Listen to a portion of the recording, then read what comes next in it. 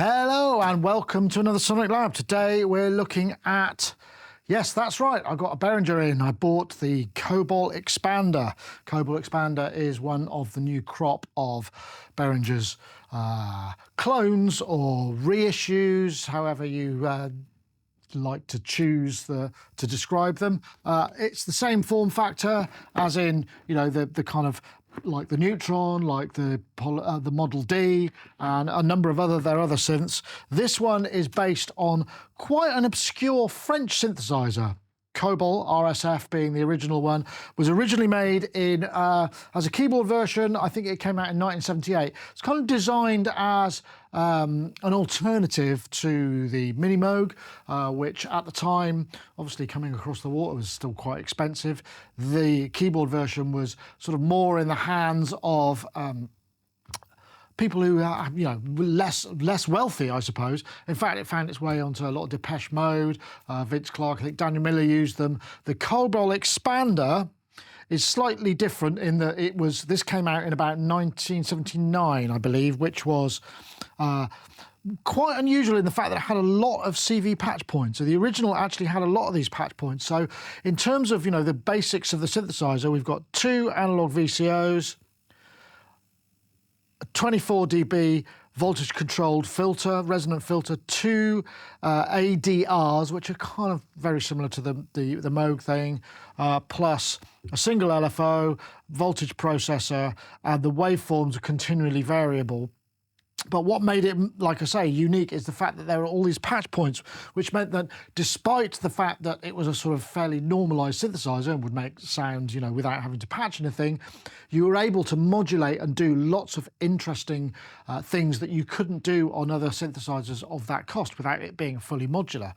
Hey, I just want to let you know about our Patreon. If you want to see reviews like this without ads, you can head over there, and all of those are uploaded without any ads. There's also a whole bunch of other stuff besides, including samples, exclusive videos, 360 videos, many, many things. I'll let you go and check it out. But suffice to say, if you do support us, it helps keep us doing what we're doing and independent. Thanks for watching. Back to the Kobol. So first up, we should get onto the construction. It's very similar to the sort of standard the Behringer fare that's currently now. It would fit. It does in fact fit in Eurorack. It comes with a ribbon connector. I haven't tried putting it in a case.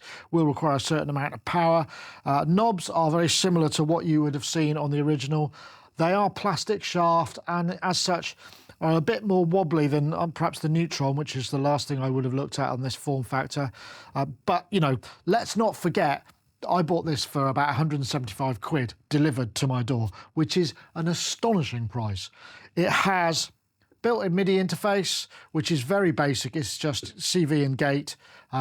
There's no portamento. You can't access any elements of sort of trigger out or CV out or modulation. It's very basic. But again, all of these things are what help keep it down to an affordable cost. As we know, you know, times are getting harder and have been hard for some time. These are affordable. I guess the thing is this synth is not in current manufacture. So, you know, I don't feel like I'm endorsing any of that area of stuff where they're maybe cloning things that are still in production. I don't want to get into that. The reason that I'm looking at this is because A, it was affordable, I could buy it. Behringer don't send us any equipment anymore. That's just the way that they roll with us press. But also, I figured lots of people were very interested in it. And I first reviewed a SonicLAB Poly KB, which is a different RSF French manufacturer's synth, but it uses similar oscillators. So let's start with these oscillators because they are quite unique. We have a continually variable waveform, which comes around from triangle. Let's just hear that.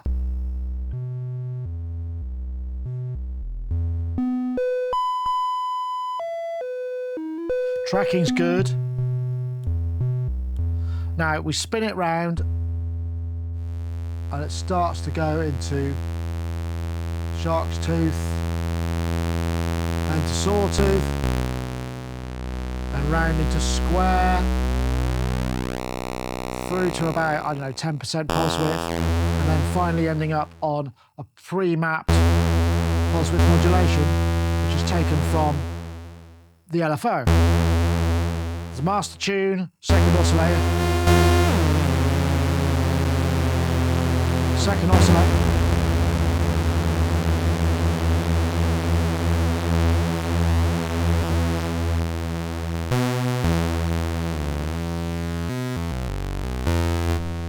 Exactly the same. There's a slight fine tune on the oscillator so we can tune them apart. I think that's probably about a minor third. There is also oscillator sync.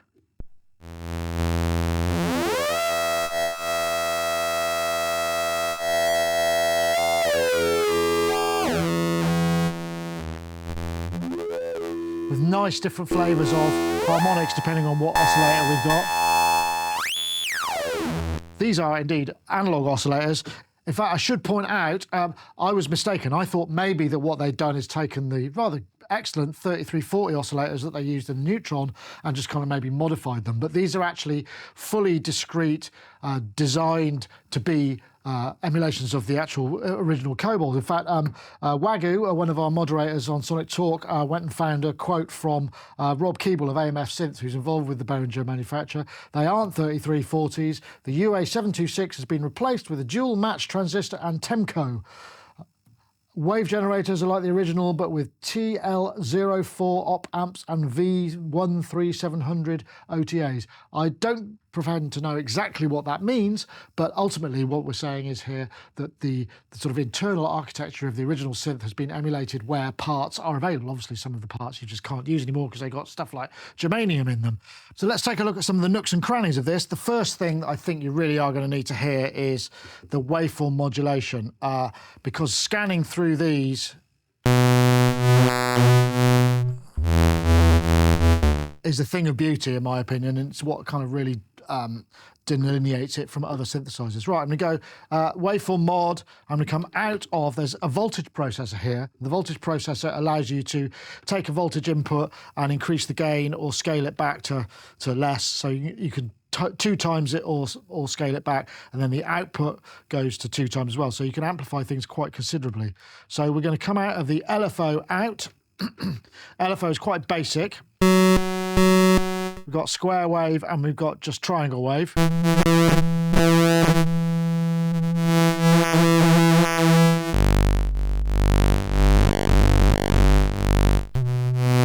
sound is just...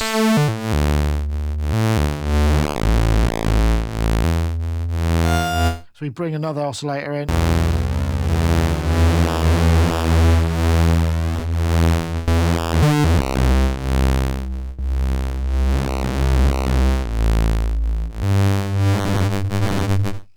I just love the sound of this. I mean, we can obviously do this manually, or we could do it from, instead of, we could use the ADSR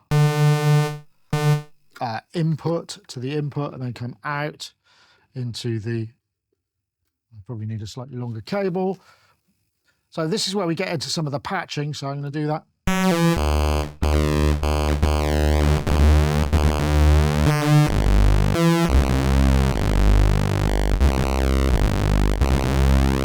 Really like the sound of that. It's got a real kind of uniquely rich and sort of tearing sound. I mentioned the SonicLAB. I didn't actually mention that was actually a software emulation of the Poly KB, because these RSF Kobols were made in Poly KBs, and what that entire range were made in very small amounts. They were quite a boutique synthesizer manufacturer, I should mention. So coming back here, another thing I want to show. There's various different routings as well. So if we go, the LFO is routed to the pitching via this switch here. So we can modulate it there. Let's do.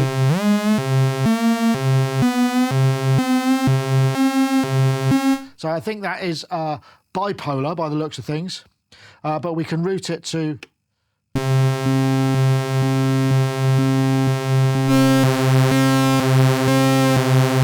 Just one of the oscillators. So for instance,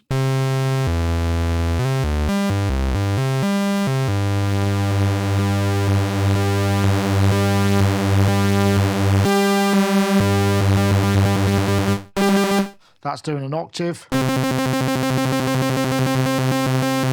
Would it be nice to be able to have like maybe different outputs of here. So one could be square and one could have been so multiple outputs, but that's it. And it only goes up to 100 hertz,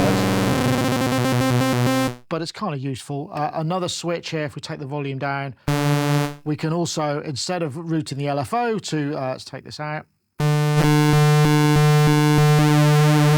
LFO to the pulse width modulation, we could come out of the ADS, which would be the second ADSR.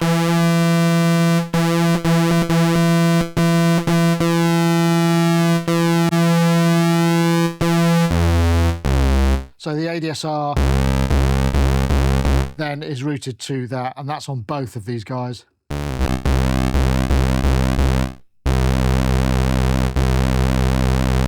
Or we can switch it so that it does both. Sort of quite subtle. It would be nice to have the option of a 3.0 PWM. You know me, I'm not going to pretend otherwise, but it doesn't. That's just the way it is. So I think that's pretty much it. I think we've also got Oscillator Sync, which is something that's a sight to behold. And depending on the waveform, we've got quite a lot of control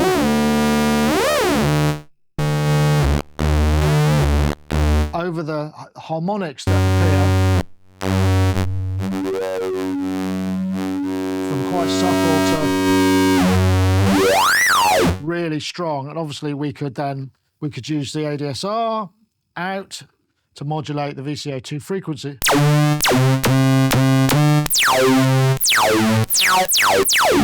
So we have a lot of patching capabilities, and again, this is a testament to the original. I mean, we're so used to having all these patch points, but actually for the time, that's quite there's quite a lot of design now has gone into this, and I know I think Behringer probably added to that tally of ins and outs, but essentially the core instrument allowed you to make all of these patching choices, which, like I say, for the time was quite unusual. There's also a noise generator which we have to plug into to here. Let's just take these guys down. We've got white and pink, but interestingly, we can actually, if we go into, we can use that to modulate frequencies as well, which is kind of interesting. So if I come,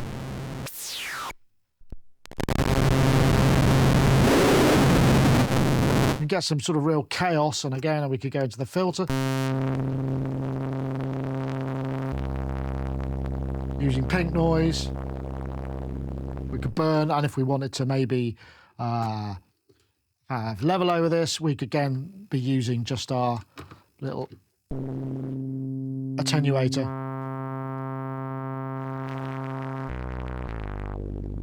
But it does allow us to use noise as a modulator. No sample and hold, nothing like that. I don't think there is a way to actually connect that up. While I've got the front panel, also the MIDI there's no, the MIDI is normal to the gate in and normal to the CV in. There's no gate out and CV out of the MIDI interface here. So it is very basic. And a lot of MIDI interfaces have like maybe a modulation output as well that's assignable. They've just gone for really the basic stuff, but it works and the scaling's pretty good. But if you wanted to run that just from modular, you would have your gate in from external source and your volt per octave input on these to drive the synth as normal without MIDI. Okay, so now let's take a look at the filter. Good old sawtooth, as we often do.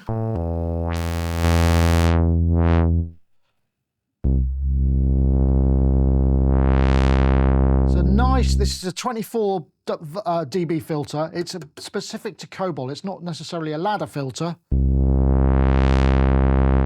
And we've got extra drive will give us a bit more burn. There's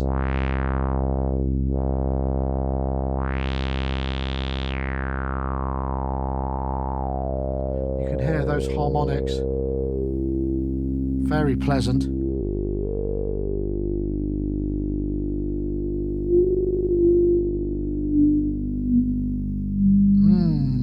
That's nice, actually. It's got its own sort of character, hasn't it? But you will notice over there,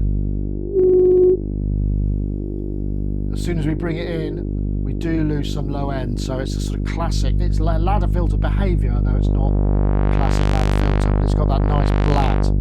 Interestingly, we can, if we want, we could actually, if we want more drive into the filter, we can do that. We can, again, we can use this little voltage processor. We'll go out of the oscillator output. Actually, we'll go out of VCO, yeah, we'll come out of here. And then we come out of here. I probably need a slightly longer cable, which will go out of here with the voltage processor into the VCF audio in. So this is our standard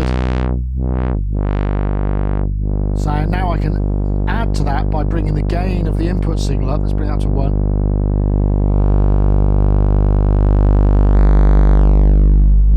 Bring a real,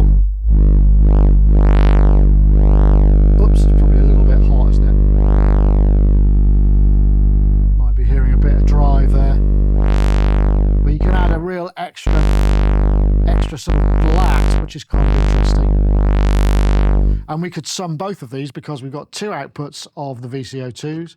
Actually, I need a longer cable. I've got one here, so we can add both of them into this, doubling up. Let's see. So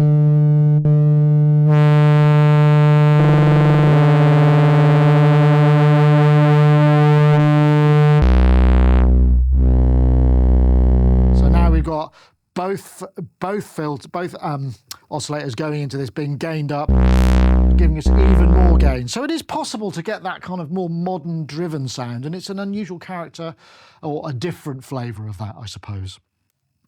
Right, a couple of other things that we should point out. That is one thing. It's also possible to get some audio rate mod as well. The 2 tap points, the VCO2, VCO1 comes out of, it's like a tap and continues onto the VCF, whereas VCO2, if we plug into here, it breaks the connection to the VCF. So I'm going to come out of here, I'm going to go again into my gain, and I'm going to come out of my voltage processor and into the frequency of the VCF.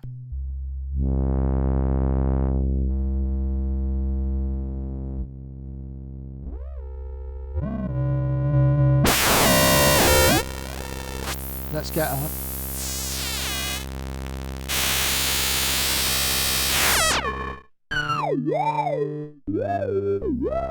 So we can get some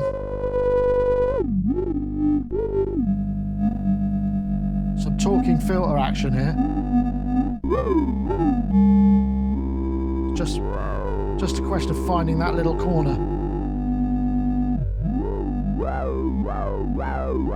Be nice to be able to modulate that, and I think we can do it by taking the second ADSR out and maybe going into the volume will give us.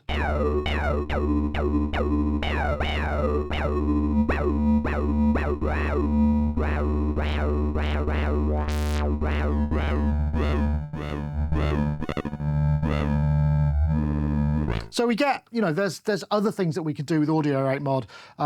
We couldn't use that to modulate the other oscillator, but it's not terribly musical. So, but it does give us that option.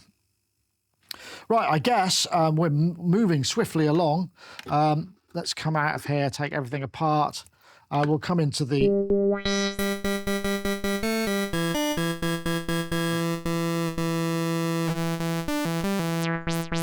We've got 2 envelopes. These are, again, ADR envelopes, so we can switch them into just attack, decay, sustain. Switching the decay gives us more of a sort of release behaviour. Let's...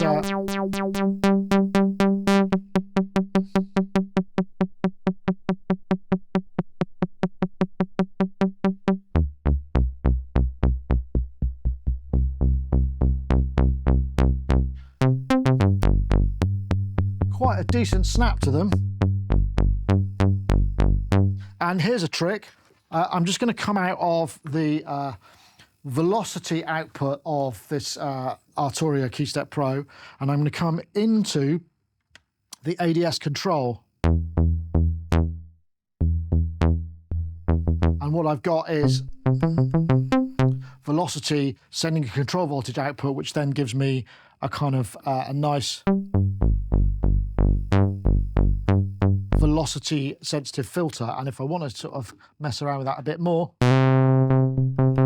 I could then double that patch up. So now that's coming into the decay, because we've got attack CV, decay CV, and sustain CV as well on both envelopes, which is kind of neat actually, as well as individual envelope outputs.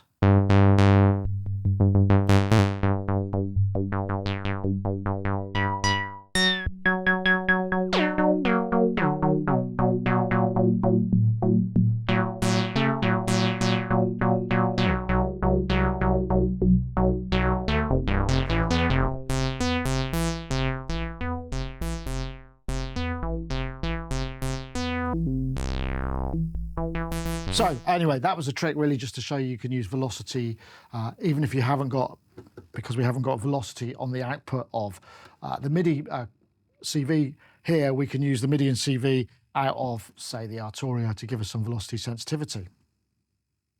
Right, I mean, that's kind of pretty much a breakneck speed look at all the individual features. What I'm actually going to do now is just kind of maybe play a few patches and give you an idea of what kind of sounds this is capable of. Very strong on the kind of Yazoo, Daniel Miller, 80s or late 70s, early 80s British electronic music scene, and hopefully I'll try and emulate some of that for you. So let's take a look at that. Right, so I've got this little thing going here. Bit of beat.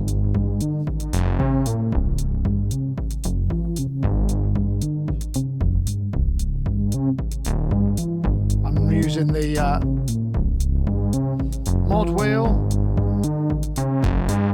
and the depth of the envelope.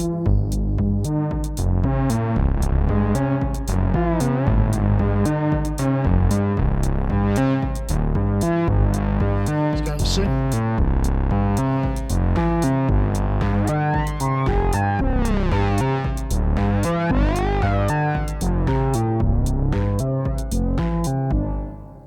Great fun. Got a bit of drum brute impact in there just to sort of give it a little bit of tickle along, and of course a little bit of the Zoom CDR MS-70.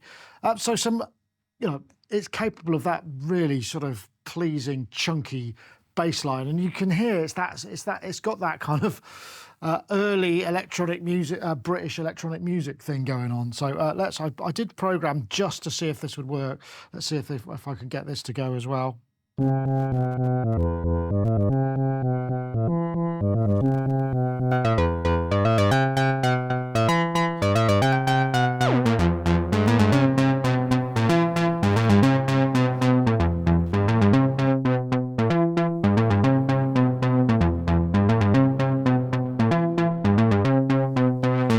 we go, a bit of an homage to Vince.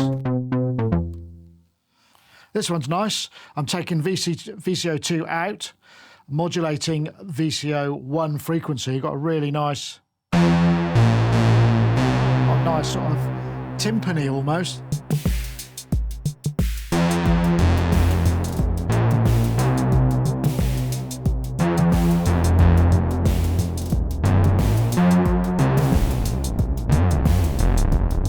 Really changing that the source waveform changes it massively.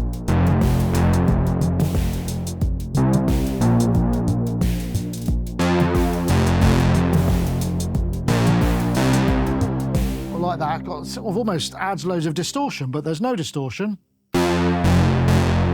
Almost like sync. There's no sync either. Just intro. What happens if I switch in sync on that?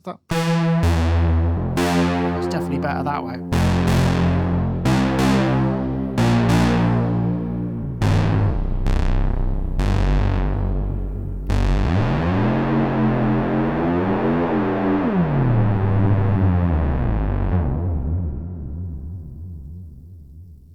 This one's nice. 2 PWMs with quite a slow method, a slow mod, which is just automatically routed.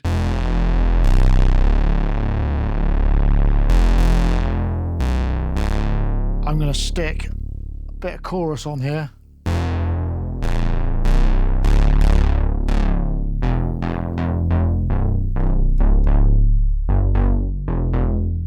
Bit of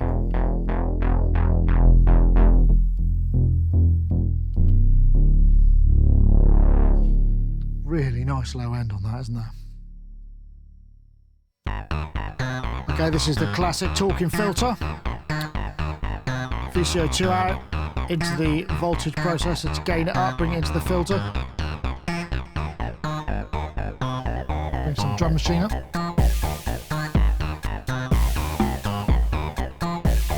Change the waveform.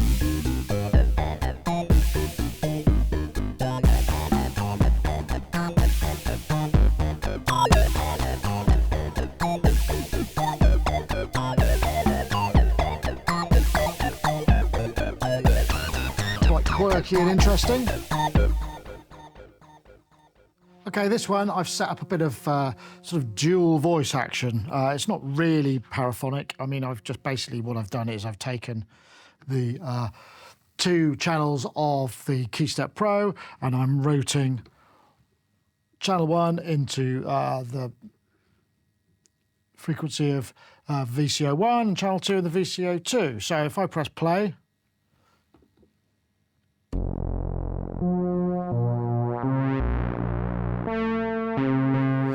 bring my second one up. Actually, what I've also done is I've got the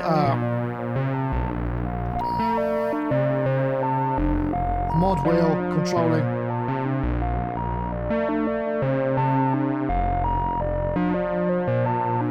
the volume of this. Bit of drum.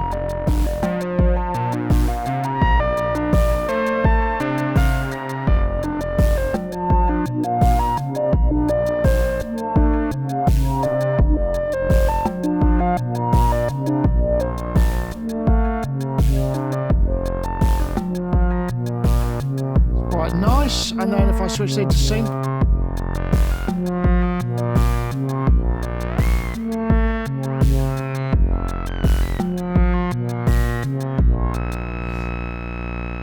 again, just another patching idea. I mean, I think the thing is what I'm finding with this synth is there's just a lot of nooks and crannies in it. It is simple and it is basic, but like many kind of classic instruments, there's just a lot of stuff going on that you can just find because you've got the oscillators that actually sound pretty good in here. The filter's got a certain something, plus all these patch points that really do open up the synth to a lot more kind of transformative modulation possibilities. And yeah, you may miss things like the portamento and also access to kind of granular access to the MIDI interface, such as gate out or mod out or velocity out. All of those things are there, and they would be things that obviously contribute to the cost cutting that's required to bring this in at such an affordable price. I think it's onto a bit of a winner, actually, and I have to say I was hoping that the Kobol would have a certain something about it, and it certainly has. So I think full marks to the Behringer team for making something. They could have been lazy, and they could have just gone for something that looked different and didn't sound that different, but it really does sound quite a lot different to the regular 3340s. They've made a lot of effort, so kudos to them. 175 quid to the door. I think other currencies will scroll below. Pretty hard to argue against because it's just a synth with a certain amount of stuff that makes you really want to just noodle and play with it. Anyway, thanks for watching. See you next time.